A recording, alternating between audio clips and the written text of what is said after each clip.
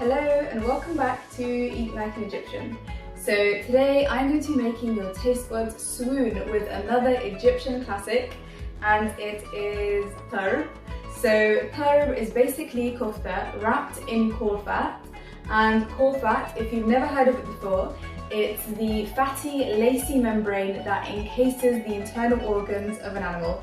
So yes, it might sound a little bit weird to some, but honestly, don't let it put you off, because this richly flavoursome layer of fat brings a whole new dimension of flavours and textures to one of the most popular dishes in Egypt and across the Middle East.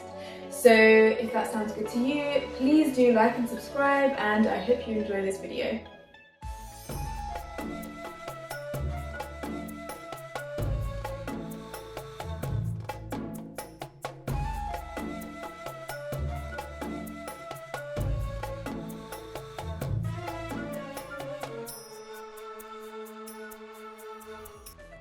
So for this recipe I'm using beef mince, but it works equally well with lamb or with a combination of both, but it's really important to use mince with a higher fat content, so at least 15%, as you need something with enough fat to stick together and remain nice and juicy.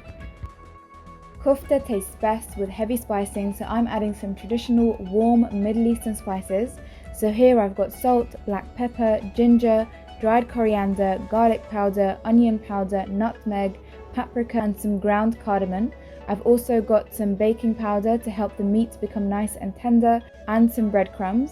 You can also add baharat, which is the traditional 7-spice blend, or you can add a meat spice blend. And now I'm adding fresh dill. This is optional, and you can also use parsley instead. And if you like some heat in your kofta, then add a finely chopped chili pepper or some chili powder. Now I'm adding a medium finely chopped onion. I'm also adding some finely chopped pieces of caul fat. Now mix together all the ingredients until they are thoroughly blended. So now, using oiled hands, roll your kofta into 14 equal-sized fingers, or you can even shape them into patties if you like. So now that your kofta is rolled, it's time to wrap them in lamb fat. Admittedly, it does look a bit weird, but don't let it scare you off. Like I said, just trust the process. So most specialty butchers will be able to provide you with caul fat, and it usually comes frozen. And if you come across any chunky pieces of fat like this, then cut them off and dice them, and then add them to your meat mixture, like I showed you earlier, because that adds that extra bit of juiciness. So take the fat and unravel the parts on a chopping board and sprinkle some salt and pepper. Then take your kofta and gently wrap 1 or 2 layers of caul fat around it, making sure to tuck in the sides as you go along.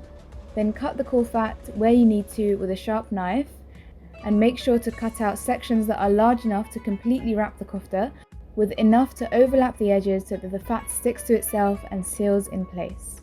The best and most traditional way of cooking tarb is by grilling it over charcoal, and you can also pan fry it, but I will be baking mine in the oven, and I'll show you a really quick and easy trick to imitate that distinctive smoky, hot off the barbecue flavour all year round.